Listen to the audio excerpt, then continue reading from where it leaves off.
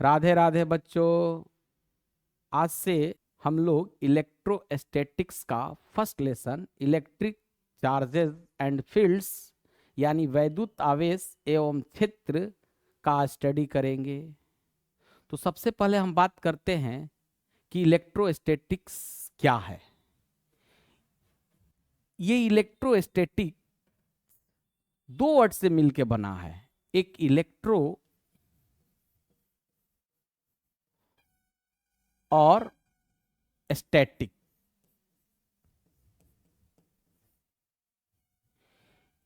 ये electro word जो लिया गया है इलेक्ट्रॉन नामक मटेरियल से लिया गया है, जिसका अर्थ होता है एम्बर। अब तुम सोचोगे कि एम्बर क्या है, तो पेड़ पौधे से निकलने वाले गोंद जब सूख कर हार्ड हो जाते हैं तो उसी स्वरूप का एम्बर होता है।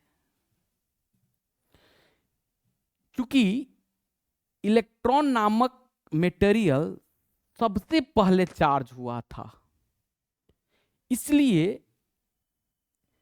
इलेक्ट्रो जो वर्ड है वो इलेक्ट्रॉन से लिया गया और उसका अर्थ भी चार्ज रखा गया, यानी इलेक्ट्रो मीन चार्ज, चार्ज रखा गया। और स्टैटिक मीन्स रेस्ट, यानी इलेक्ट्रोस्टैटिक के अंदर रेस्ट चार्ज के बारे में अध्ययन करते हैं। क्या हुआ था, इलेक्ट्रॉन नामक मटेरियल को ऊन से जब रगड़ा गया, रगड़ने के बाद सूखी घास के नजदीक लाया गया तो सूखी घास को अट्रैक्ट करने लगा, तो कहा गया कि इलेक्ट्रॉन चार्ज हो गया। तो चूंकि सबसे पहले इलेक्ट्रॉन नामक मटेरियल चार्ज हुआ, इसीलिए इसी नाम से इलेक्ट्रो लिया गया और उसका मतलब चार्ज रख दिया गया। यानी इलेक्ट्रो मतलब चार्ज, स्टैटिक मतलब रेस्ट, यानी रेस्ट चार्ज के बारे में अध्ययन किया जाता है। अब तुम कहोगे कि चार्ज क्या है। अगर कोई बॉडी चार्ज हो जाए तो वो अत्यंत हल्का पदार्थ को अपनी तरफ आकर्षित करने लगता है। अत्यंत हल्का पदार्थ का मतलब कागज के टुकड़े, रुई, सूखा घास, हेयर, ये सब अत्यंत हल्का पदार्थ है। जैसे हम कंघी को ड्राई हेयर से रब्ड करते हैं और कागज के टुकड़े के पास लाते हैं तो यह कंघी क्या करने लगता है, कागज के टुकड़े को आकर्षित करने लगता है। इसका मतलब कि कंघी भी चार्ज्ड हो गया। तो कोई भी चार्ज्ड मटेरियल अत्यंत हल्के पदार्थ को अपनी तरफ खींचने लगेगा। रेस्ट चार्ज का मतलब क्या होता है? रेस्ट चार्ज का मतलब, जैसे मान लीजिए ये कंघी है, हम कंघी के इस पार्ट को यहां रब्ड कर रहे हैं तो सिर्फ यही पार्ट आवेशित होगा, इधर का पार्ट आवेशित नहीं होगा। इसका मतलब यह हुआ कि जो चार्ज है यहीं पर रेस्ट है, रेस्ट में है, यहीं पे चार्ज जो स्थिर हो जा रहा है, चार्ज आगे नहीं बढ़ पा रहा है। अगर पेन का आधा पार्ट रब्ड कर रहे हैं तो सिर्फ आधा पार्ट ही चार्ज होगा, इधर का आधा पार्ट चार्ज नहीं हो पाएगा। मतलब इधर का पार्ट छोटे छोटे कागज के टुकड़े को आकर्षित नहीं करेगा, लेकिन इधर वाला छोटे छोटे कागज के टुकड़े को आकर्षित करेगा। इसका मतलब है कि चार्ज हम जहां दे रहे हैं वहीं पे स्थिर हो जा रहा है, तो हम इसको बोलते हैं स्थिर चार्ज। यानी जब भी दो बॉडी आपस में रब्ड करके अलग करते हैं तो दोनों पर चार्ज स्थिर हो जाता है, इसलिए उस बॉडी का नाम हो गया स्थिर चार्ज। रेस्ट कहेंगे कि उस बॉडी पर रेस्ट चार्ज जो है रेस्ट में है। हमारे पास बहुत सारा स्टोरेज डिवाइस है, चार्ज स्टोरेज डिवाइस है। चार्ज स्टोरेज डिवाइस जैसे कंडेंसर, फैन में जो लगता है बैटरी टाइप का होता है वो कंडेंसर है, उसको हम कंडेंसर भी बोलते हैं या कैपेसिटर भी बोलते हैं। कंडेंसर और कैपेसिटर जो होता है वो चार्ज स्टोरेज डिवाइस होता है। बैटरी, बैटरी भी चार्ज स्टोरेज डिवाइस होता है। सेल, सेल भी चार्ज स्टोरेज डिवाइस होता है। यानी बैटरी के अंदर जो चार्ज होता है वो रेस्ट में होता है, कंडेंसर के अंदर जो चार्ज होता है वो रेस्ट में होता है, या सेल के अंदर जो चार्ज होता है वो रेस्ट में होता है। और हम लोगों को इसी रेस्ट चार्ज के बारे में स्टडी करना है। ठीक है, तो रेस्ट चार्ज यानी देखिए क्या लिखा है कि यह इलेक्ट्रोस्टैटिक्स फिजिक्स का वह शाखा है जिसके अंतर्गत स्थिर आवेश, यानी बैटरी के अंदर जो आवेश है वो स्थिर है, कैपेसिटर के अंदर जो आवेश है वो स्थिर है, उसके बारे में स्टडी करते हैं। एवं स्थिर आवेश द्वारा उत्पन्न वैद्युत क्षेत्र, वैद्युत क्षेत्र क्या है? वैद्युत क्षेत्र का मतलब, जैसे मान लीजिए इस कंघी को हम जब ड्राई हेयर से रब्ड करते हैं और कागज के टुकड़े को अपने हाथ में रखे हुए हैं, यहां पे इस कंघी को रख रहे हैं तो ये कागज के टुकड़े को अट्रैक्ट नहीं कर रहा है। इसका मतलब है कि वैद्युत क्षेत्र यानी कोई भी आवेशित बॉडी के अंदर एक ताकत होती है, इसका ताकत यहां तक नहीं पहुंच पा रहा है, तो हम कहेंगे कि ये जो कागज है इसके वैद्युत क्षेत्र के अंदर नहीं है। मान लीजिए हमने कंब को यहां लाया, यहां पर लाया तो देखा कि ये कागज के टुकड़े को अट्रैक्ट करने लगा, इसका मतलब है कि इस आवेशित बॉडी का ताकत यहां कागज के पास पहुंच रहा है, तो हम कहेंगे कागज जो है इसके वैद्युत क्षेत्र के अंदर है। तो किसी आवेशित बॉडी का ताकत जहां तक होता है उस जगह का ही नाम होता है वैद्युत क्षेत्र। तो कोई भी स्थिर आवेश वैद्युत क्षेत्र उत्पन्न करता है, वैद्युत बल भी उत्पन्न करता है। जैसे आवेशित कम रगड़ने के बाद यह कम आवेशित हो गया, जब इसको कागज के नजदीक लाते हैं तो ये कर क्या रहा है? कागज के टुकड़े पर बल लगा रहा है और बल लगाकर उसको अपने तरफ खींच रहा है, अट्रैक्ट कर रहा है। इसका मतलब है कि आवेशित बॉडी जो है वैद्युत बल भी उत्पन्न करते हैं, इलेक्ट्रिक फोर्स भी उत्पन्न करते हैं। और तीसरी बात है वैद्युत विभव। वैद्युत विभव का मतलब क्या है? वैद्युत ऊर्जा से संबंध वैद्युत विभव का होता है। आप वैद्युत ऊर्जा बोल लीजिए या वैद्युत विभव बोल लीजिए, दोनों सेम बात है।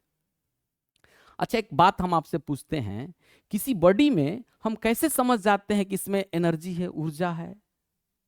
अगर कोई बॉडी अन्य बॉडी पर फोर्स लगाकर उस बॉडी को विस्थापित कर दे तो हम समझ जाते हैं कि उस बॉडी में एनर्जी है। जैसे मान लेते हैं ए एक बॉडी है, बी भी एक बॉडी है। ए क्या कर रहा है? बी पे फोर्स अप्लाई कर रहा है, फोर्स अप्लाई कर रहा है, और जैसे ही फोर्स इस पे अप्लाई किया, ये बी जो है यहां से डिस्प्लेस होकर यहां चला गया। इसका मतलब है कि ए ने क्या किया? बी पे फोर्स लगाया और इसको डिस्प्लेस कर दिया। इसका मतलब है कि ए में एनर्जी है।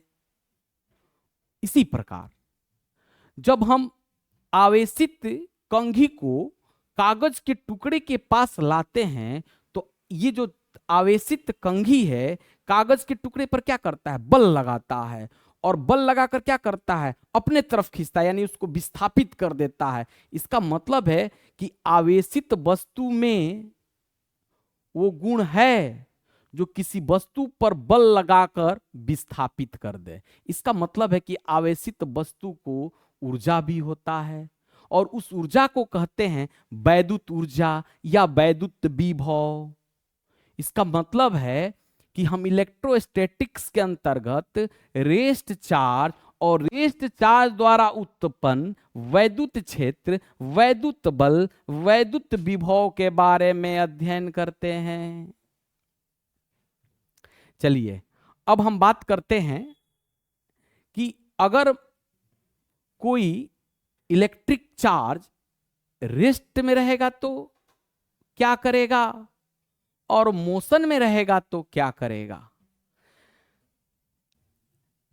ये हमारा इलेक्ट्रिक चार्ज है, इलेक्ट्रिक चार्ज। ऐसा हम बोल रहे हैं कि इलेक्ट्रिक चार्ज दो कंडीशन में हो सकता है। कोई भी चीज दो कंडीशन में हो सकता है, या तो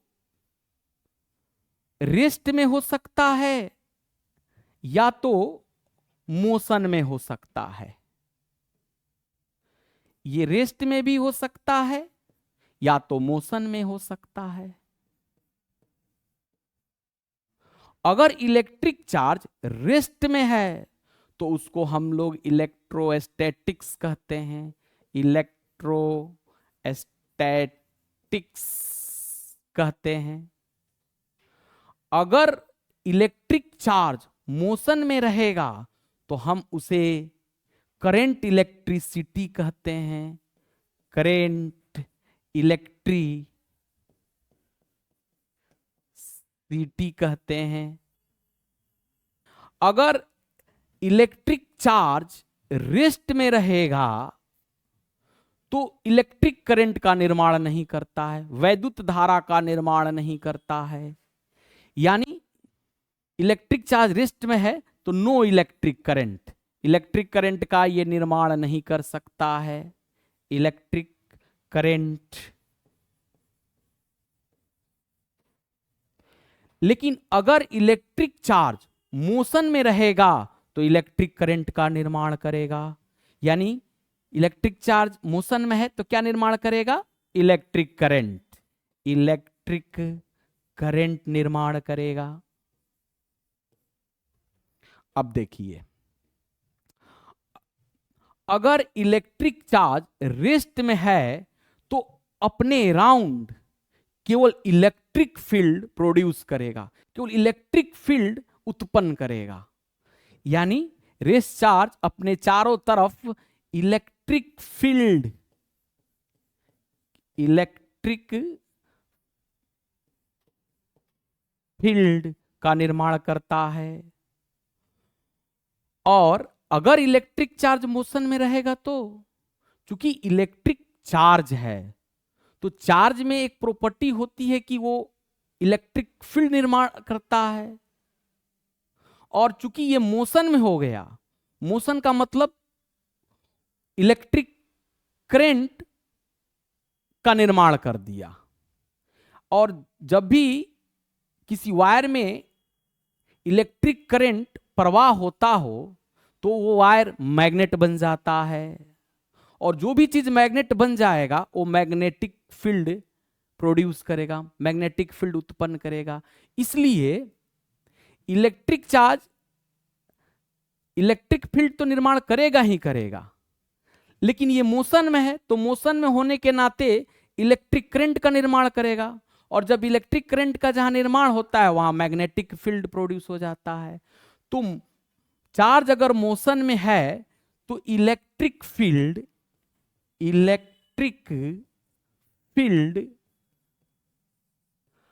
प्लस मैग्नेटिक फील्ड दोनों का निर्माण करेगा।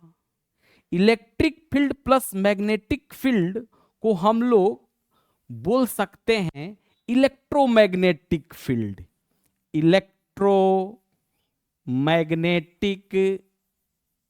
मैग्नेटिक फील्ड, विद्युत चुंबकीय क्षेत्र। विद्युत चुंबकीय क्षेत्र का मतलब हुआ कि विद्युत क्षेत्र भी उत्पन्न करेगा और चुंबकीय क्षेत्र भी उत्पन्न करेगा। ठीक है, तो चलिए अब हम लोग इलेक्ट्रोस्टैटिक्स का first lesson, electric charges and fields start करने जा रहे हैं।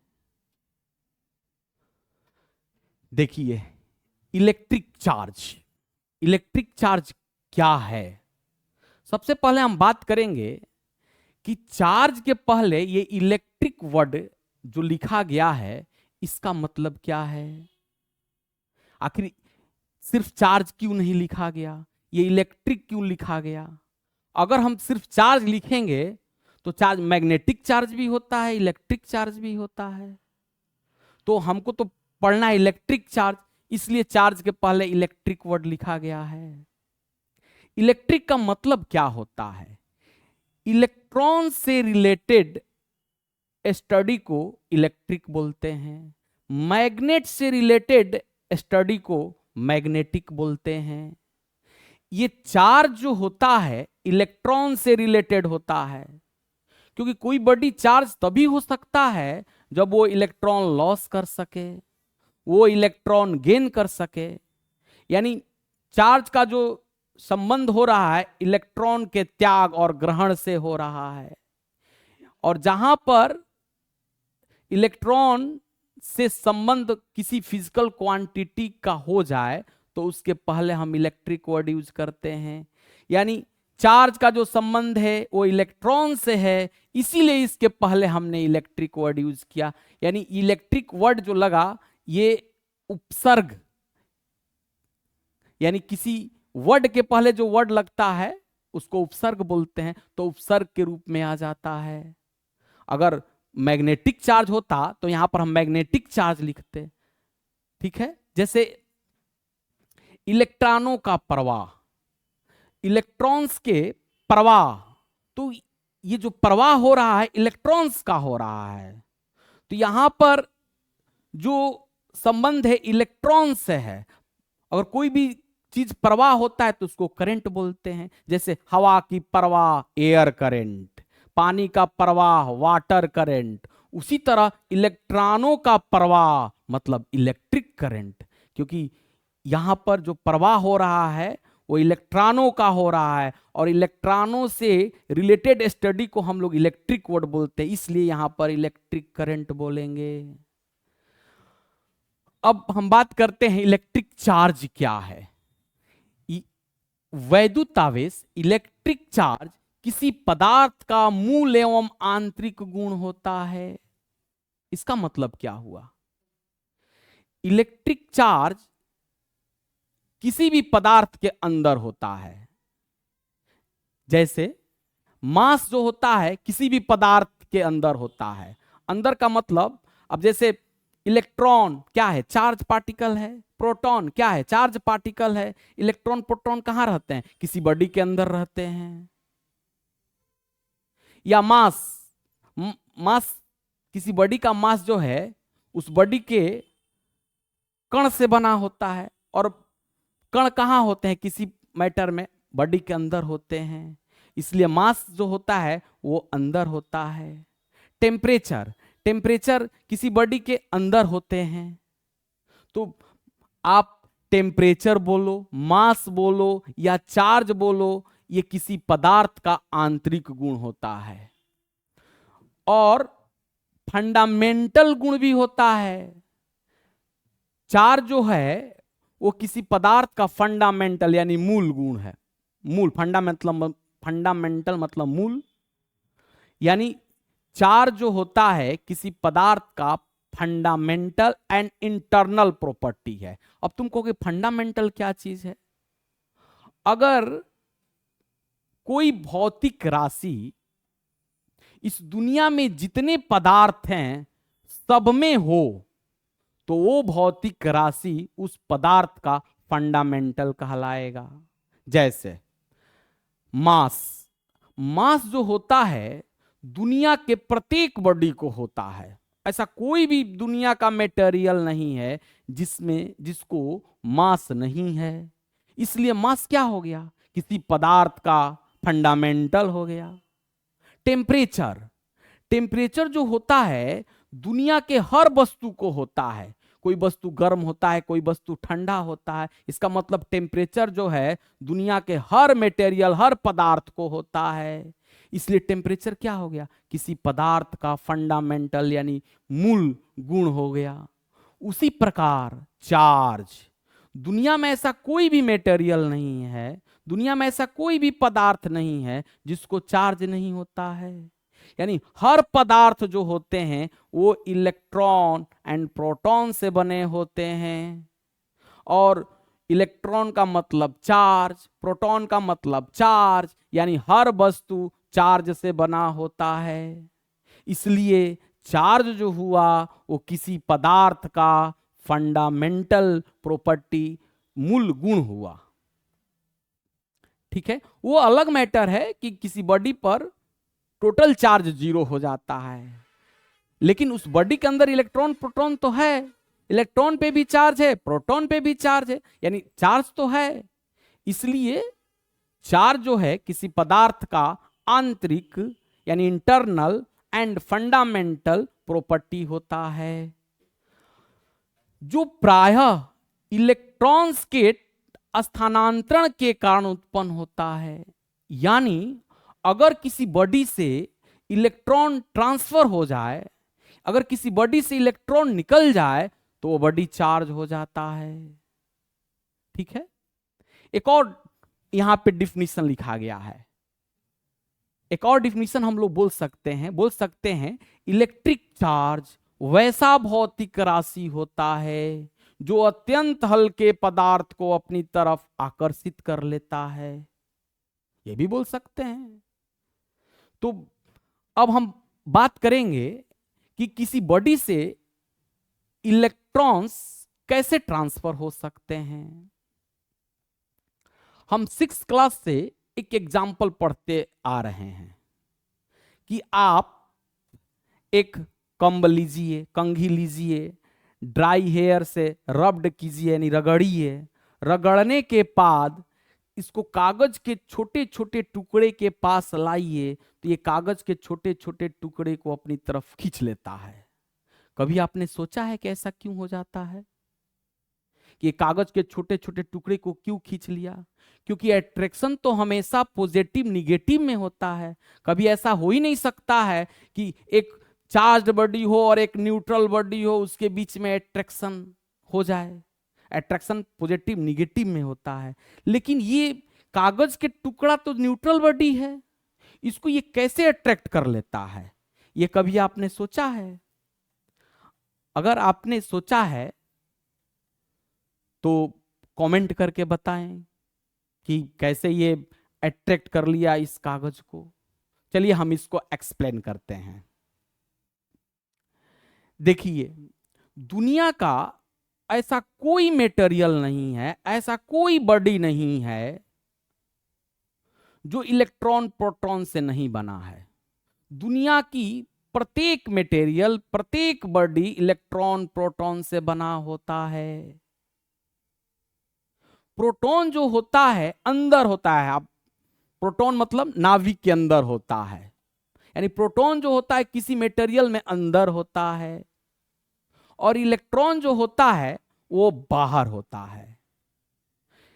जैसे इस पेज, ये जो पेज हमने लिया है, हम इस पेज के जो ये आउटर सरफेस है, ये आउटर सरफेस इलेक्ट्रॉन है, सिर्फ इलेक्ट्रॉन। हमारी जो हाथ इसको टच कर रही है इलेक्ट्रॉन को टच कर रही है, यानी बाह्यतम कक्ष की जो इलेक्ट्रॉन होती है वही ये आउटर सरफेस पे इलेक्ट्रॉन है। यानी बाह्यतम कक्ष वाले इलेक्ट्रॉन को हम लोग टच करते हैं। हमारी हाथ में क्या है, ये हाथ के सरफेस पे क्या है, इलेक्ट्रॉन। यानी इस कागज में भी इलेक्ट्रॉन, इसमें भी इलेक्ट्रॉन, दोनों इलेक्ट्रॉन इलेक्ट्रॉन टच हो रहा है। हमारे हाथ का इलेक्ट्रॉन और इस कागज का इलेक्ट्रॉन एक दूसरे को अभी टच कर रहे हैं। ठीक है, तो हमको क्या करना है कि जो बाह्यतम कक्ष की इलेक्ट्रॉन्स होती है, यानी किसी बॉडी के जो आउटर सरफेस पे इलेक्ट्रॉन होती है, उसको निकालना है। अगर उसे हम निकाल दें तो बॉडी चार्ज हो जाएगी। अब तुम कहोगे कि निकलेगा कैसे? निकालने के लिए हमारे पास तरीका है। अगर किसी भी बॉडी को हीट एनर्जी तुम दोगे तो उसके आउटर सरफेस वाला इलेक्ट्रॉन बाहर निकलने लगेगा। ठीक है। अब तुम कहोगे कि इलेक्ट्रॉन ही क्यों निकलेगा, प्रोटॉन नहीं निकलेगा? नहीं, प्रोटॉन जो होता है वो इनसाइड होता है, यानी किसी मटेरियल के अंदर होता है, यानी न्यूक्लियस में होता है। और न्यूक्लियस के अंदर स्ट्रॉन्ग न्यूक्लियर फोर्स लगता है, और दुनिया का सबसे शक्तिशाली फोर्स जो है वो स्ट्रॉन्ग न्यूक्लियर फोर्स, यानी प्रबल नाभिकीय बल, ये दुनिया का सबसे शक्तिशाली बल है। और इसी बल से प्रोटॉन जो होता है वो बंधा होता है, एक ये मैटर है। और इलेक्ट्रॉन जो बाहरी बाह्यतम कक्ष का इलेक्ट्रॉन होता है, इसका जो बंधन होता है सबसे कमजोर होता है।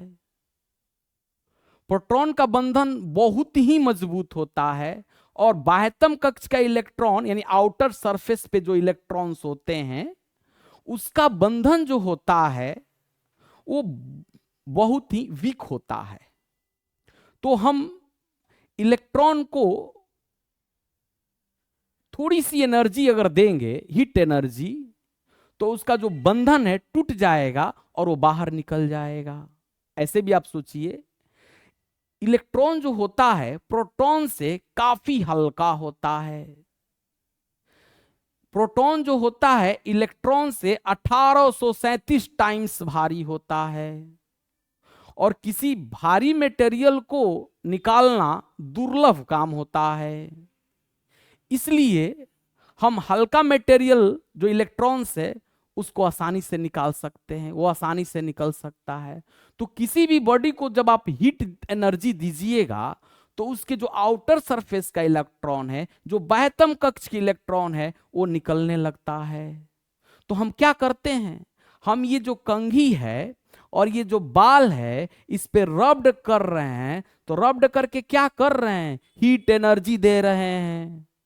किसी भी दो बॉडी को आपस में जब आप रगड़िएगा तो क्या होगा, हीट जनरेट होगा, हीट एनर्जी मिलने लगेगा।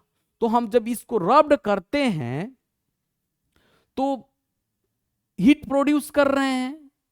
बाल जैसे ही हीट एनर्जी बाल को मिलता है, बाल से इलेक्ट्रॉन निकलने लगता है, और बाल से इलेक्ट्रॉन निकलकर कंब में चला जाता है। यानी कंब में इलेक्ट्रॉन डाल दिया, बाल से इलेक्ट्रॉन निकाल लिया, तो कंब भी चार्ज हो गया, बाल भी चार्ज हो गया। कंब पर निगेटिव चार्ज डेवलप हो गया, बाल पे पॉजिटिव चार्ज डेवलप हो गया। और आपको भी बताया कि अगर चार्ज बॉडी को अत्यंत हल्का पदार्थ के पास लाओगे तो ये खींच लेगा। इसीलिए जब कंघी को हम अत्यंत हल्का पदार्थ यानी कागज के टुकड़े के पास लाते हैं तो इसको ये खींच लेता है। लेकिन एक बात है कि प्लस चार्ज या माइनस चार्ज न्यूट्रल बॉडी को तभी खींचेगा जब ये खुद चार्ज बॉडी होगा, यानी प्लस माइनस में अट्रैक्शन होता है। लेकिन ये तो कागज का टुकड़ा न्यूट्रल बॉडी है, तो इसको ये कैसे खींच लिया, हम इसके बारे में पढ़ेंगे। आगे पढ़ना है हमको चार्ज उत्पन्न करने का मेथड। तो हम चार्ज कैसे कैसे उत्पन्न किया जाता है उस मेथड में एक आएगा इंडक्शन मेथड। यहां पे जो मेथड हो रहा है वो इंडक्शन का मेथड है। अब कैसे इंडक्शन मेथड होता है हम आगे बात करेंगे इसके बारे में। फिलहाल हम आगे बढ़ते हैं। तो हम फाइनली ये बोलना चाहेंगे कि अगर किसी भी बॉडी को चार्ज करना आप चाहते हैं तो उसमें से आप इलेक्ट्रॉन को निकाल दीजिए या उसमें इलेक्ट्रॉन को डाल दीजिए। इलेक्ट्रॉन निकालने का आसान तरीका है, उसको ऊष्मीय ऊर्जा दीजिए। ऊष्मीय ऊर्जा कैसे दे सकते हैं, रगड़ कर दे सकते हैं, यानी एक दूसरे को रगड़िए। जैसे ही एक दूसरे को रगड़िएगा तो एक पर प्लस चार्ज डेवलप हो जाएगा और एक पर माइनस चार्ज डेवलप हो जाएगा। जैसे हम इस बोर्ड पे हम जो लिख रहे हैं तो यहाँ पर क्या उत्पन्न हो रहा है, रगड़ उत्पन्न हो रहा है। तो रगड़ उत्पन्न हो रहा है यानी यहां पर क्या हो जा रहा है, प्लस माइनस। रगड़ उत्पन्न होगा तो एक पर प्लस चार्ज एक पर माइनस चार्ज हो जाएगा। इसीलिए ये जो मेरा इंक है यहां पे आके चिपक जाता है। जैसे हम मान लीजिए दीवार को पेंट करते हैं, तो दीवार को जब हम पेंट करते हैं तो क्या होता है, ऐसे ऐसे ब्रश करते हैं, ऐसे ब्रश करने से क्या हो रहा है, रगड़ हो रहा है। रगड़ हो रहा है तो क्या होगा, उसमें ऊर्जा प्राप्त होगा। जब उसमें ऊर्जा प्राप्त होगा तो इलेक्ट्रॉन का लॉस गेन होगा। तो ये क्या हो जाता है, दीवार कोई कोई दोनों चार्ज हो जाता है, रगड़ने से दीवार भी चार्ज हो जाता है, पेंट भी चार्ज होता है, और एक पर प्लस चार्ज हो जाता है, एक पर माइनस चार्ज होता है, इसलिए जाके पेंट चिपक जाता है। ठीक है, तो मतलब इलेक्ट्रिक चार्ज किसी बॉडी पर डेवलप करने के लिए इलेक्ट्रॉन का ट्रांसफर करना जरूरी है। इलेक्ट्रॉन ट्रांसफर होगा, वो बॉडी चार्ज हो जाएगी। जैसे एक बात हम आपसे करते हैं, दुनिया की कोई भी जो वस्तु होती है पहले न्यूट्रल होती है। अब तुम कहोगे कि वो बॉडी न्यूट्रल क्यों होती है? दुनिया की जितनी भी बॉडी होती है वो इलेक्ट्रॉन और प्रोटॉन से बना होता है। किसी बॉडी में जितना इलेक्ट्रॉन होता है उतना ही प्रोटॉन होता है। अगर मान लेते हैं ये एक बॉडी है, ये एक न्यूट्रल बॉडी है, तो न्यूट्रल बॉडी में मान लेते हैं इसमें इलेक्ट्रॉन जो है 100 है, 100 इलेक्ट्रॉन है, तो प्रोटॉन भी 100 रहेगा। तो इसमें प्रोटॉन कितना हो जाएगा, प्रोटॉन भी जो होगा वो 100 हो जाएगा। तो जब इलेक्ट्रॉन प्रोटॉन आपस में बराबर हो तो इसका मतलब है कि वो बॉडी जो है न्यूट्रल बॉडी है। न्यूट्रल बॉडी का मतलब ये हल्के पदार्थ को अपनी तरफ नहीं खींच सकता है, हल्के पदार्थ को सिर्फ चार्ज बॉडी ही खींचेगा। तो एक और आपको बात बताते हैं, किसी बॉडी पर कम से कम चार्ज कितना हो सकता है? किसी भी बॉडी पर कम से कम charge 1.6 into 10 to the power -19 coulomb हो सकता है। यानी चार्ज का जो न्यूनतम वैल्यू होता है, चार्ज का जो मिनिमम वैल्यू होता है, उसको एलिमेंट्री चार्ज कहते हैं। तो ये क्या चीज है, ये एलिमेंट्री चार्ज है, ये चार्ज का मिनिमम वैल्यू है। और एलिमेंट्री चार्ज को हम लोग ई से डिनोट करते हैं। ई मतलब एलिमेंट्री चार्ज। एक इलेक्ट्रॉन पे चार्ज कितना होता है, एक इलेक्ट्रॉन पे चार्ज होता है -1.6 into 10 to the power -19 coulomb, यानी -E। और एक प्रोटॉन पे चार्ज कितना होता है, +1.6 into 10 to the power -19 coulomb, इसका मतलब +E। आप E के रूप में लिखो या आप कूलम के रूप में लिखो। तो हम अब यहां आते हैं, इस बॉडी में इलेक्ट्रॉन जो है 100 है, प्रोटॉन जो है 100 है, तो ये कैसे न्यूट्रल है? तो देखो, एक इलेक्ट्रॉन पे जो चार्ज होता है -E होता है, तो 100 इलेक्ट्रॉन पे चार्ज कितना हो जाएगा, तो 100 इलेक्ट्रॉन पे चार्ज हो जाएगा -100E। एक प्रोटॉन पे जो चार्ज होता है वो +E होता है, तो 100 प्रोटॉन पे चार्ज कितना हो जाएगा, +100E चार्ज हो गया। अब हम बोलेंगे कि इस बॉडी पे टोटल चार्ज कितना हुआ, तो इस बॉडी पे टोटल चार्ज 0। चार्ज होता है स्केलर क्वांटिटी होता है, और स्केलर क्वांटिटी का जो एडिशन होता है वो सिंपल एडिशन होता है, और कोई अगर वेक्टर क्वांटिटी होगा तो उसका जो एडिशन होता है वो वेक्टर्स एडिशन होता है। तो अभी तो सिंपल एडिशन है, वेक्टर एडिशन नहीं है। तो ये देखिए 0, टोटल चार्ज 0। इसका मतलब है कि अगर किसी बॉडी पे टोटल चार्ज 0 हो तो उस बॉडी को हम न्यूट्रल बॉडी कहते हैं, क्योंकि ये बॉडी जो है जितना इलेक्ट्रॉन से बना है उतना प्रोटॉन से बना है, यानी इस बॉडी पर जितना निगेटिव चार्ज है उतना ही पॉजिटिव चार्ज है। तो टोटल चार्ज कितना हो गया, 0। और जिस बॉडी पर टोटल चार्ज 0 है, यानी Q इक्वल्स टू 0। Q मतलब चार्ज को जो है हम लोग Q से डिनोट करते हैं, कैपिटल Q या स्मॉल q किसी से डिनोट कर सकते हैं। तो इसका मतलब है Q इक्वल टू 0। इसका मतलब है कि न्यूट्रल बॉडी, ये बॉडी हो गया न्यूट्रल बॉडी। अब हम बात करते हैं कि अगर कोई बॉडी मान लेते यही बॉडी अगर इलेक्ट्रॉन लॉस करेगा तो कैसे इस पे पॉजिटिव चार्ज डेवलप हो जाता है। तो देखो ये जो बॉडी है, इस बॉडी में कितने इलेक्ट्रॉन है? इस बॉडी में जो इलेक्ट्रॉन है 100 इलेक्ट्रॉन है। देखो बॉडी में जो इलेक्ट्रॉन है, मान लेते हैं ये जो बॉडी है इसमें इलेक्ट्रॉन कितना था? बॉडी में इलेक्ट्रॉन जो है 100 है, प्रोटॉन भी 100 था, न्यूट्रल था तो प्रोटॉन भी 100 है।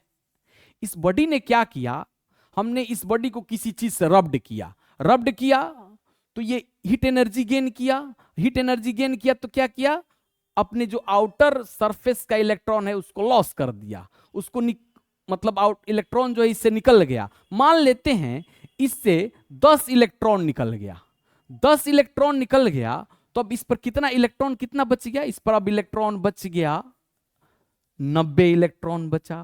प्रोटॉन तो निकल नहीं सकता है, जब भी निकलेगा सिर्फ इलेक्ट्रॉन निकलेगा। किसी भी बॉडी का आवेशित होना उसका जिम्मेदार सिर्फ इलेक्ट्रॉन होता है, प्रोटॉन नहीं होता है।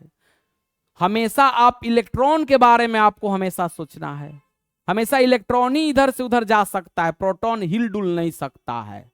ठीक है, तो आवेशित होने का जो कारण होता है, जो जिम्मेदार होता है, वो इलेक्ट्रॉन, सिर्फ इलेक्ट्रॉन ही होता है। तो देखो अभी इसका इलेक्ट्रॉन कितना हो गया? इसका इलेक्ट्रॉन 10 इलेक्ट्रॉन इसने लॉस कर दिया, तो अब इसका इलेक्ट्रॉन कितना हो गया? 90। प्रोटॉन तो इसका न लॉस हुआ न गेन हुआ, तो प्रोटॉन तो इसका उतना ही रहेगा, यानी प्रोटॉन 100 का 100 रहेगा। एक इलेक्ट्रॉन पे जो चार्ज होता है -c, तो 90 इलेक्ट्रॉन पे चार्ज कितना हो गया? -90e। और एक प्रोटॉन पे चार्ज कितना होता है? +c, तो 100 प्रोटॉन पे चार्ज कितना हो गया? +100e। अब इस बॉडी पे टोटल चार्ज कितना हो गया? +10e। इसका मतलब है कि अगर किसी बॉडी से इलेक्ट्रॉन निकलता है तो हमेशा प्लस में होता है। देखिए प्लस पे चार्ज आ गया, और जितना इलेक्ट्रॉन निकलता है उतना ही ई का मल्टीपल होता है। जैसे देखो यहां पर 10 इलेक्ट्रॉन निकला तो कितना चार्ज डेवलप हो गया? +10e। 5 इलेक्ट्रॉन निकलेगा तो +5e। 10-20 इलेक्ट्रॉन निकलेगा तो +20e। 100 इलेक्ट्रॉन निकलेगा तो +100e। अगर n इलेक्ट्रॉन निकलेगा तो +ne। यानी ठीक है। अब अगर मान लेते हैं ये बॉडी इलेक्ट्रॉन गेन कर रहा है, देखो मान लेते हैं ये बॉडी इलेक्ट्रॉन गेन कर रहा है। पहले से इस बॉडी को कितना इलेक्ट्रॉन था? 100 इलेक्ट्रॉन था। मान लेते हैं 15 इलेक्ट्रॉन गेन कर लिया, तो 15 इलेक्ट्रॉन गेन कर लिया, तब इसका भी इलेक्ट्रॉन कितना हो गया? इलेक्ट्रॉन जो हो गया वो 115 हो गया। प्रोटॉन तो चेंज करेगा नहीं, प्रोटॉन तो उसका उतना ही रहेगा, क्योंकि प्रोटॉन का लॉस गेन होता नहीं है, तो प्रोटॉन इसका 100 का 100 ही रहेगा। एक इलेक्ट्रॉन पे चार्ज -e, 115 पर हो जाएगा -115e, और एक पर होता है +e, तो 100 पे हो जाएगा +100e। इस बॉडी पर टोटल चार्ज कितना हो गया? इस बॉडी पे टोटल चार्ज हो गया -15e। यानी अगर कोई भी बॉडी इलेक्ट्रॉन गेन करेगा तो उस पर 100% निगेटिव चार्ज ही होगा। देखो कैलकुलेशन, तो इसलिए इस पर निगेटिव चार्ज डेवलप होता है। अगर 20 इलेक्ट्रॉन गेन किया होता तो -20e चार्ज डेवलप हो जाता। अगर 50 इलेक्ट्रॉन गेन किया होता तो -50e चार्ज डेवलप हो जाता। हम जो चार्ज बोल रहे हैं ई के रूप में बोल रहे हैं, अगर आप चाहो तो कुलम्ब के रूप में भी बोल सकते हैं। ई का वैल्यू वापस कर दो, यानी ई का वैल्यू 1.6 × 10⁻19 से गुना कर दो, तो ये क्या हो जाएगा? कुलम्ब में आ जाएगा। तो किसी भी बॉडी का चार्ज होने का जो जिम्मेदार है वो इलेक्ट्रॉन है। इलेक्ट्रॉन लॉस होगा तो बॉडी चार्ज हो जाएगी, इलेक्ट्रॉन गेन होगा तो बॉडी चार्ज हो जाएगी, और जब बॉडी चार्ज हो जाएगी तो अत्यंत हल्के पदार्थ को अपनी तरफ खींचने लगेगी। इलेक्ट्रॉन ना लॉस हो रहा है ना गेन हो रहा है तो बॉडी चार्ज नहीं हो सकती है। ठीक है, एक और बात आपको याद रखना पड़ेगा, हमेशा दो डिफरेंट मटेरियल को रब्ड करेंगे तभी चार्ज हो सकता है। एक ही मटेरियल को आप रब्ड करेंगे तो चार्ज कभी नहीं हो सकता है। अब मान लीजिए दो प्लास्टिक को रब कर रहे हैं तो क्या वो चार्ज होगा? नहीं होगा। ठीक है, अगर एक मटेरियल मेरा प्लास्टिक है, एक मटेरियल मेरा हेयर है, इन दोनों को रब्ड करेंगे तो चार्ज हो जाएगा। अब ये ऐसा क्यों होता है तो आगे हम लोग पढ़ेंगे इसके बारे में, फिलहाल हम आगे बढ़ते हैं। अब देखिए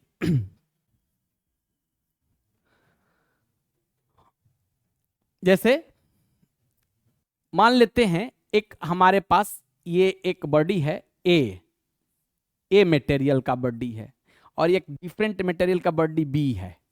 देखिए डिफरेंट मटेरियल का है। दोनों को क्या किया? दोनों को रब्ड करेंगे। दोनों को जब रब्ड करेंगे, मान लीजिए इसको ए को और बी को यहां पर लाया और रब्ड किया। जब रब्ड करेंगे तो एक बॉडी इलेक्ट्रॉन लॉस करेगा, एक बॉडी इलेक्ट्रॉन गेन करेगा। ये बी है, इसने मान लीजिए 5 इलेक्ट्रॉन ए ने लॉस कर दिया, तो 5 इलेक्ट्रॉन गेन कर दिया। तो ए ने कितना इलेक्ट्रॉन लॉस किया है? ए ने 5 इलेक्ट्रॉन लॉस किया है। 5 इलेक्ट्रॉन लॉस किया है। तो इस पे चार्ज कितना डेवलप हो गया? ए पे जो चार्ज डेवलप हो गया, यानी 5 इलेक्ट्रॉन लॉस किया है, तो Q equal to +5E charge develop हो गया इस पे, यानी ऐसा हो गया, ऐसा। और बी ने गेन किया है तो बी पर कितना चार्ज डेवलप हो जाएगा? बी पर उतना ही चार्ज डेवलप हो जाएगा, लेकिन नेचर जो होगा वो माइनस हो जाएगा। गेन किया है, 5 इलेक्ट्रॉन गेन किया है बी, तो इस पर कितना चार्ज डेवलप हो जाएगा? Q इक्वल टू -5E, यानी ऐसा हो जाएगा, ऐसा हो जाएगा। यानी इसका मतलब है कि दो बॉडी को जब भी आप रब्ड करेंगे तो एक पे प्लस चार्ज डेवलप होगा, एक पे माइनस चार्ज डेवलप हो जाएगा। ठीक है, देखिए अब आइए, मान लीजिए ये एक हमने बॉडी लिया, इस बॉडी में इलेक्ट्रॉन और प्रोटॉन आपस में बराबर हैं, तो हम इसको न्यूट्रल बॉडी कहते हैं, न्यूट्रल बॉडी कहते हैं, या अनचार्ज्ड बॉडी भी बोलते हैं, या इसको हम लोग अनचार्ज्ड बॉडी भी बोलते हैं। उदासीन वस्तु या अनावेशित वस्तु। अगर किसी बॉडी में ऐसा है, ये मान लीजिए हमारे पास एक बॉडी है, इसमें क्या है? इलेक्ट्रॉन ज्यादा है प्रोटॉन से, तो इसको क्या बोलेंगे? पॉजिटिव चार्ज्ड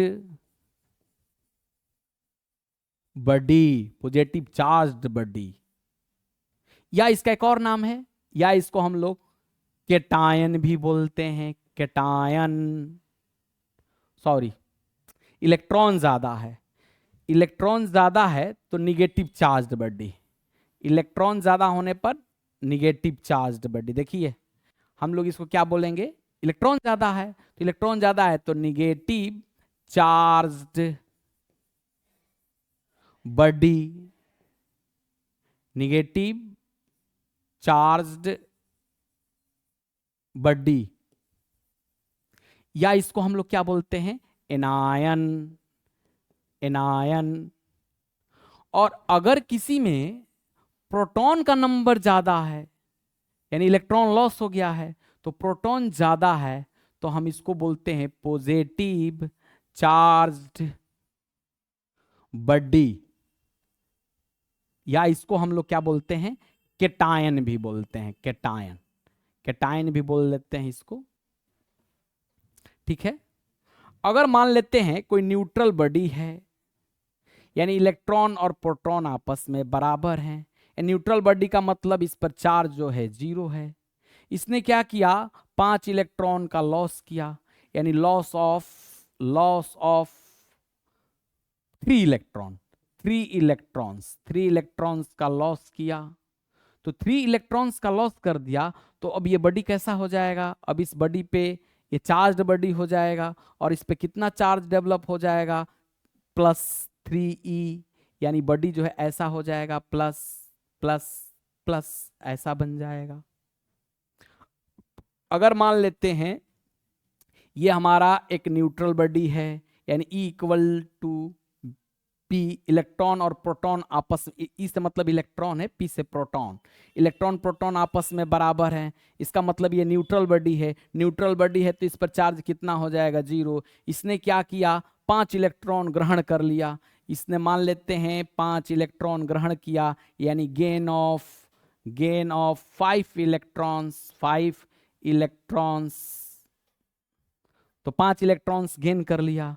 तो ये इस बॉडी पे चार्ज कितना डेवलप हो जाएगा, गेन किया है, तो अब इस पे चार्ज हो जाएगा -5e, यानी बॉडी कैसा बन जाएगा, minus minus minus minus minus, ऐसा बन जाएगा, बॉडी ऐसा बन जाएगा। या इसको हम क्या कहेंगे, एनायन, इसको क्या कहेंगे, कैटायन। चलिए आगे बढ़ते हैं, आगे बात करते हैं, किसी बॉडी पे अगर चार्ज है तो हम उसको जीएलई डिवाइस से पता कर सकते हैं। कैसे पता करते हैं, जीएलई डिवाइस से किसी बॉडी पे अगर चार्ज है तो कैसे पता किया जाता है, तो आइए हम पढ़ते हैं जीएलई डिवाइस के बारे में। देखिए ये जो डिवाइस है जीएलई डिवाइस है, अगर किसी बॉडी पे चार्ज है या नहीं है, हम इस जीएलई डिवाइस से पता कर सकते हैं। कैसे करते हैं, पहले जानते हैं जीएलई क्या होता है। जीएलई क्या है, जीएलई डिवाइस है, ये क्या करता है, चार्ज बॉडी पे चार्ज पता करता है। जीएलई का मतलब होता है गोल्ड लीफ इलेक्ट्रोस्कोप, इलेक्ट्रोस्कोप।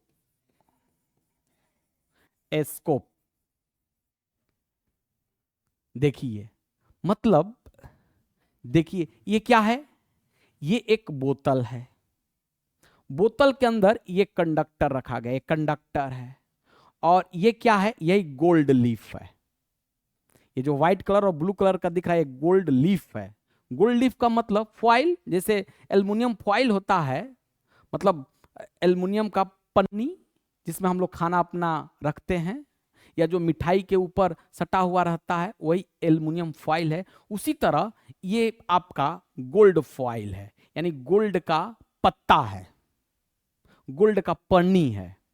अब देखो, आप चाहो इसके जगह पर तो एल्युमिनियम फॉइल भी ले सकते हो, आप चाहो इसके जगह पर कॉपर फॉइल भी ले सकते हो। मान लेते हैं हम इस एक बॉडी लिया, ये एक बॉडी ले लिया, इस बॉडी पर क्या है, प्लस चार्ज है, प्लस चार्ज। तो कैसे ये बताएगा कि ये चार्ज्ड बॉडी है, बस ये सिर्फ ये बता सकता है कि ये चार्ज्ड है या नहीं है। तो देखो, आप एक चीज आपको बता रहे हैं, अगर एक न्यूट्रल बॉडी हो और एक चार्ज्ड बॉडी हो, ये चार्ज्ड बॉडी है, दोनों को अगर तुम कांटेक्ट कर दोगे तो न्यूट्रल बॉडी भी चार्ज्ड बॉडी जैसा चार्ज एक्वायर कर लेगा, चार्ज प्राप्त कर लेगा। यानी प्लस को अगर न्यूट्रल बॉडी से टच कराएंगे तो प्लस बन जाएगा, माइनस को अगर न्यूट्रल बॉडी से टच कराएंगे तो माइनस बन जाएगा। यानी मेरा कहने का मतलब है, चार्ज बॉडी और न्यूट्रल बॉडी को जब कांटेक्ट करते हैं तो चार्ज बॉडी से न्यूट्रल बॉडी के तरफ चार्ज का ट्रांसफर होने लगता है। तो देखो ये क्या है, प्लस है, तो अब जब ये प्लस, ये क्या है, पहले तो न्यूट्रल है, तो ये प्लस अब इसमें जाने लगेगा। जैसे ही plus plus plus plus plus plus plus इधर भी आया, प्लस इधर भी आया, यानी प्लस प्लस में क्या होता है, विकर्षण, रिपल्सन, तो ये क्या होगा, ये फैलने लगेगा। यानी चार्ज बॉडी को टच कराएंगे तो ये क्या होगा, फैलने लगेगा। अगर अनचार्ज बॉडी को टच कराएंगे, मान लीजिए ये अनचार्ज बॉडी है, इसको टच कराएंगे तो ये नहीं फैलेगा, ये जस का तस रहेगा। अगर मान लो हम निगेटिव चार्ज बॉडी लेते हैं, मान लीजिए हम निगेटिव चार्ज बॉडी लेते हैं, अगर हम निगेटिव चार्ज बॉडी ले रहे हैं, जैसे देखिए ये निगेटिव चार्ज बॉडी ले लिया, ये मान लीजिए निगेटिव चार्ज बॉडी लिया और हम जाकर इसके हेड से टच करा दिया। जैसे ही टच कराएंगे तो निगेटिव चार्ज अब इसमें जाने लगेगा, ये भी निगेटिव बनने लगेगा, तो negative negative negative negative negative negative इधर भी जाएगा, निगेटिव इधर भी जाएगा, तो इधर भी निगेटिव चला गया, इधर भी निगेटिव, इधर भी निगेटिव, निगेटिव निगेटिव में क्या होता है, रिपल्सन, यानी ये फिर एक दूसरे को विकर्षित करेगा, तो एक फिर ये फैल जाएगा। तो जैसे ही फैलेगा तो हम समझ जाएंगे कि ये बॉडी जो है चार्ज बॉडी है। यानी मेरा कहने का मतलब है कि जब भी जीएलई के हेड से किसी भी चार्ज बॉडी को तुम टच कराओगे तो ये जो इसका गोल्ड लीफ है ये फैलने लगेगा। अच्छा, एक और बात देखिए, मान लीजिए किसी बॉडी, मान लेते हैं अभी ये चार्ज जो है -2 कूलम का चार्ज है, तो ये -2 कूलम के हिसाब से फैलेगा। और मान लेते हैं चार्ज बढ़ा देते हैं, बढ़ा कर देते हैं, ये आपका मान लेते हैं अब ये हो गया 10 कूलम का चार्ज, तो ये और ज्यादा फैलेगा। जितना ज्यादा इस पे चार्ज रहेगा उतना ज्यादा फैलेगा। अगर मान लेते हैं ये प्लस प्लस प्लस, ये मान लेते हैं +2 कूलम का चार्ज है, तो +2 कूलम के हिसाब किताब से फैलेगा। मान लेते हैं +10 कूलम का चार्ज हो गया तो और ज्यादा फैलेगा। 20 कूलम का चार्ज हो गया तो और ज्यादा फैलेगा। तो इससे ये भी पता कर सकते हैं कि किसी बॉडी पे चार्ज, किस बॉडी पे चार्ज कम है, किस बॉडी पे चार्ज ज्यादा है। अगर किसी बॉडी पे चार्ज ज्यादा है तो ज्यादा फैलेगा, कम चार्ज है तो कम फैलेगा। अच्छा, एक और चीज पता कर सकते हैं, ये भी पता कर सकते हैं कि इस बॉडी पर कैसा चार्ज है, प्लस चार्ज है या माइनस चार्ज है, ये पता कर सकते हैं। लेकिन उसके लिए पहले से हमको एक चार्ज बॉडी पता होना चाहिए। जैसे पहले से हमको पता है एक चार्ज बॉडी, मान लेते हैं इस चार्ज बॉडी पे चार्ज जो है 2 कूलम का है। देखिए, मान लेते इस चार्ज बॉडी पर, देखिए मान लेते हैं पहले से हमको क्या करना पड़ेगा, एक चार्ज बॉडी के बारे में पता होना चाहिए। मान लेते हैं ये एक चार्ज बॉडी है, यानी इस पर मान लेते हैं प्लस प्लस प्लस चार्ज, ये मुझे पता है। इस पर मान लेते हैं +2 कूलम का चार्ज है, +2 कूलम का चार्ज है। अब हम जानना चाहते हैं कि ये निगेटिव चार्ज बॉडी है या पॉजिटिव चार्ज बॉडी है। तो क्या करेंगे, इस मान लेते हैं ये निगेटिव चार्ज बॉडी है और इस पे चार्ज मान लेते हैं -1 कूलम का चार्ज है। इस पे चार्ज जो है -1 कूलम का चार्ज है। जैसे ही इसको टच कराएंगे, ये पहले से क्या होगा, +2 कूलम चार्ज है तो ये फैला होगा। जैसे ही इसको टच कराएंगे, ऐसे टच करा दिया तो क्या होगा, पहले से इस पर कितना चार्ज था, +2 कूलम चार्ज था, और फिर इसको जब टच कराया तो क्या हो गया, इसको टच कराया तो फिर इस पर -1 कूलम, टोटल चार्ज कितना हो गया मेरा, टोटल मेरा +1 कूलम चार्ज हो गया। तो +2 कूलम जब टच कराए होंगे जितना फैला था, और जैसे ही इसको टच कराया -1 कूलम को, तो अब ये क्या हो जाएगा, सिकुड़ जाएगा। यानी इस प्लस से अगर माइनस चार्ज को टच कराएंगे तो ये सिकुड़ने लगेगा। तो जैसे ही सिकुड़ेगा तो हम समझ जाएंगे कि इस पर माइनस चार्ज है। अगर मान लेते हैं ये प्लस चार्ज है और इस पर मान लेते हैं +1 कूलम का चार्ज है, +1 कूलम का चार्ज है, जैसे ही टच कराएंगे तो इस पर पहले से 2 कूलम और +1 कूलम, +3 कूलम और ज्यादा फैलने लगेगा। यानी प्लस को प्लस से टच कराएंगे तो ये और ज्यादा फैलने लगेगा, प्लस को माइनस से टच कराएंगे तो सिकुड़ने लगेगा। इस तरह से हम जीएलई के द्वारा किसी बॉडी पे चार्ज है या नहीं है उसको पता कर सकते हैं। ठीक है, नेक्स्ट बात करते हैं unit of charge, unit and DF, dimension formula of charge. तो सबसे पहले बात करते हैं यूनिट का, बात करते हैं। हम एक 10th क्लास में करंट के बारे में पढ़े हैं, हमको पता है कि I = होता है Q/T। तो SI यूनिट करते हैं, नहीं यहां से देखो I बराबर Q/T होता है, तो Q बराबर क्या हो जाएगा, IT। तो इसका SI यूनिट देखो, SI यूनिट क्या हो जाएगा, I का यूनिट क्या होता है, एम्पियर, टाइम का यूनिट क्या होता है, सेकेंड, यानी एम्पियर इंटू सेकेंड। इसी को हम लोग कहते हैं कूलम, यही हमारा कूलम्ब है। कूलम्ब कहो या एम्पियर इंटू सेकेंड कहो।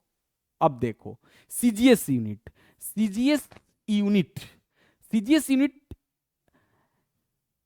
दो प्रकार का इसका सीजीएस यूनिट होता है। एक को कहते हैं ईएसयू, ईएसयू, ईएसयू का मतलब होता है इलेक्ट्रो स्टैटिक यूनिट।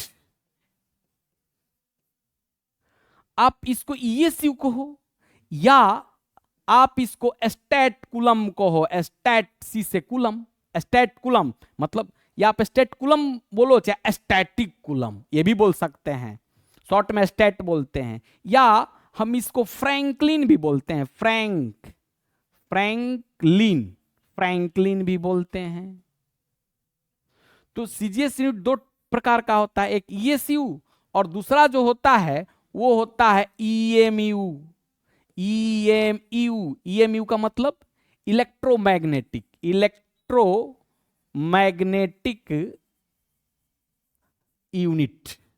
यूनिट, या इसको एबीसी बोलते हैं, ए बी सी, सी मतलब कूलम, एबी का मतलब एब्सोल्यूट, एबी का मतलब होता है एब्सोल्यूट कूलम, यानी इसको बोल सकते हैं एब्सोल्यूट कूलम, सी से कूलम। एक अन्य यूनिट, अदर यूनिट्स, वो नॉन एसआई नॉन सीजीएस, ना वो एसआई है ना सीजीएस है, उसको हम लोग बोलते हैं other unit. Other unit, other unit क्या है? फैराडे, फैराडे जो यूनिट है सबसे बड़ा यूनिट है, ये आपका अदर यूनिट हो गया। अब हम एक यूनिट से दूसरे यूनिट में कैसे चेंज करते हैं, देखिए एक यूनिट से दूसरे यूनिट में हम चेंज कर रहे हैं। देखो 1 कूलम बराबर होता है 3 इंटू 10⁻⁹ ESU। अब हम तुमसे पूछे बताओ कूलम और ESU में कौन बड़ा है? जैसे यहां मैंने लिख दिया x = 3y, हम तुमसे पूछे कि बताओ x और y में कौन बड़ा है, तो अब क्या बोलोगे? अच्छा इसको पढ़ते कैसे हैं? इसको पढ़ते हैं x जो है y का तिगुना है, यानी इसमें कौन बड़ा हुआ? x बड़ा हो गया, यानी यहां पर बड़ा कौन हो गया? x > y। इसी तरह हम कहेंगे कि जो कूलम है ESU का 3 × 10⁹ टाइम्स बड़ा है, यानी गुना है। फिर से बात मेरी सुनिए, हम पढ़ेंगे इसको, जो 1 कूलम है वो ESU से 3 × 10⁹ टाइम्स है, तो कौन बड़ा हो गया? कूलम, यानी यहां पर बड़ा हो गया आपका कूलम जो है > ESU। 1 कूलम = होता है 1/10 EMU, या इसको ऐसे भी लिख सकते हैं, या हम लिख सकते हैं 10 कूलम बराबर 1 EMU। इसका मतलब क्या है? EMU जो है कूलम से 10 गुना होता है, EMU कूलम का 10 गुना होता है, तो कौन कूलम और EMU में कौन बड़ा हुआ? EMU, तो यहां पर बड़ा हो गया EMU > कूलम। अब देखिए 1 फैराडे बराबर होता है 96,500 कूलम। अब तुमसे पूछूं कि फैराडे और कूलम में कौन बड़ा है, हम बोलेंगे कि फैराडे जो है कूलम का 96,500 गुना है, यानी कौन बड़ा हो गया? फैराडे, यानी फैराडे क्या हो गया? कूलम से बड़ा होता है। तो इसमें सबसे बड़ा कौन हुआ? सबसे बड़ा फैराडे, इससे छोटा कौन हो गया? EMU, इससे छोटा कौन हो गया? कूलम, और सबसे छोटा कौन हो गया? ESU। यानी आवेश का सबसे बड़ा मात्रक फैराडे होता है, और आवेश का यानी चार्ज का सबसे छोटा यूनिट जो होता है वो ESU होता है। अब चलिए dimensional formula, DF of charge, charge का क्या डीएफ होता है? देखिए डीएफ का मतलब क्या होता है? किसी भी फिजिकल क्वांटिटी को फंडामेंटल क्वांटिटी के रूप में लिख दीजिए, वही फंडामेंटल क्वांटिटी क्या हो जाएगा, उस फिजिकल क्वांटिटी का डायमेंशनल फॉर्मूला हो जाएगा। जैसे यहां पर क्या है, Q equal to I T, हम इसका डायमेंशनल डीएफ जानना चाहते हैं, यानी क्यू का डीएफ जानना चाहते हैं। आई तो खुद फंडामेंटल क्वांटिटी है, और आई का सिंबल या तो आई होता है नहीं तो ए होता है, तो ज्यादा ए यूज होता है, इसलिए हम भी ए लिख देते हैं, यानी ए। और टी मतलब टाइम, टाइम भी खुद फंडामेंटल क्वांटिटी है, तो इसलिए यहां पर टी का टाइम का डीएफ क्या होता है, कैपिटल टी, यानी ए टी। या ऐसा सोच लो कि करंट का डीएफ क्या होता है, ए, टाइम का डीएफ क्या होता है, टी। यानी देखो हमने क्या किया है, क्यू को फंडामेंटल क्वांटिटी के रूप में लिख दिया है, तो ये जो फंडामेंटल क्वांटिटी है इस क्यू का डीएफ कहलाएगा। ठीक है, अब बात करते हैं, अब हम आपसे बात करते हैं कि 1 कूलम क्या है।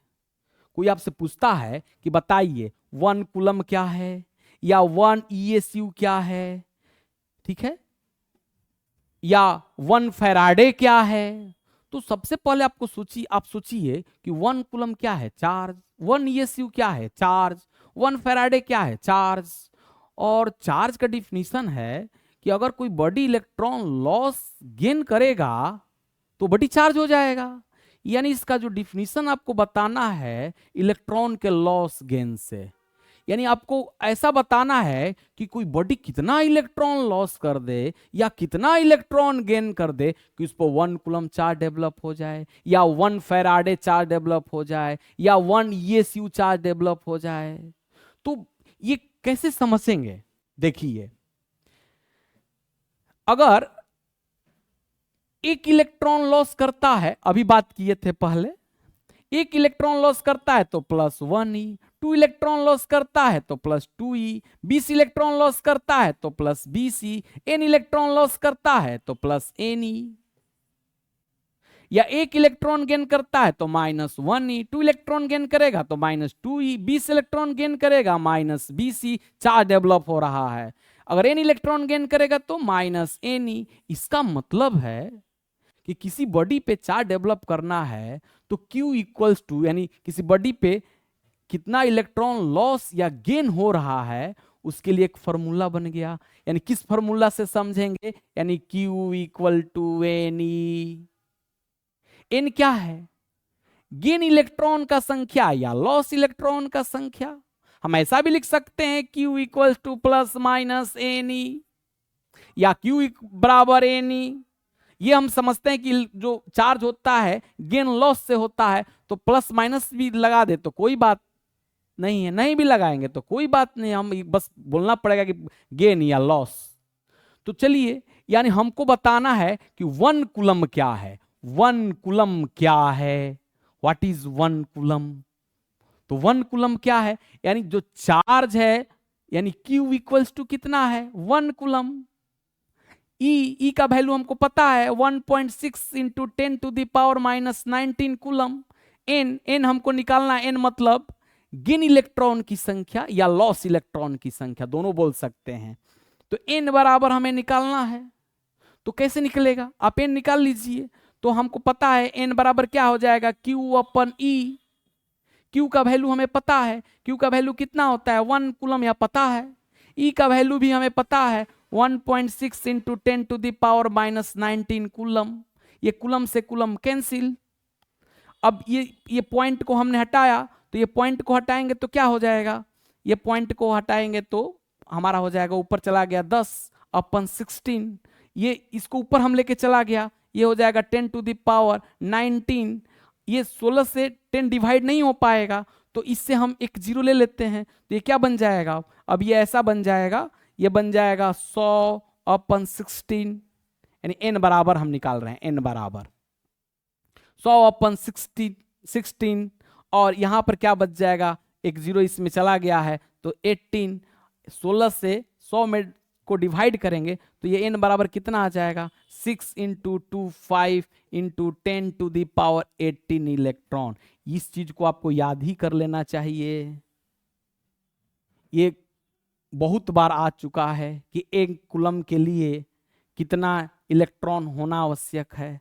तो यानी इतना इलेक्ट्रॉन अगर कोई बॉडी त्याग कर दे या गेन कर ले, दोनों कुछ भी कर ले, अपने में से हटा दे चाहे ले ले, तो उस बॉडी पे समझा जाएगा कि 1 कूलम का चार्ज डेवलप हो गया। तो हम कैसे क्या बोलेंगे, जब कोई वस्तु 6.25 गुने 10⁻18 यानी 18 इलेक्ट्रॉन्स का त्याग या ग्रहण करता है तो उस बॉडी पर 1 कूलम का चार्ज समझा जाता है। तो हम बता दिया कि 1 कूलम का चार्ज क्या है।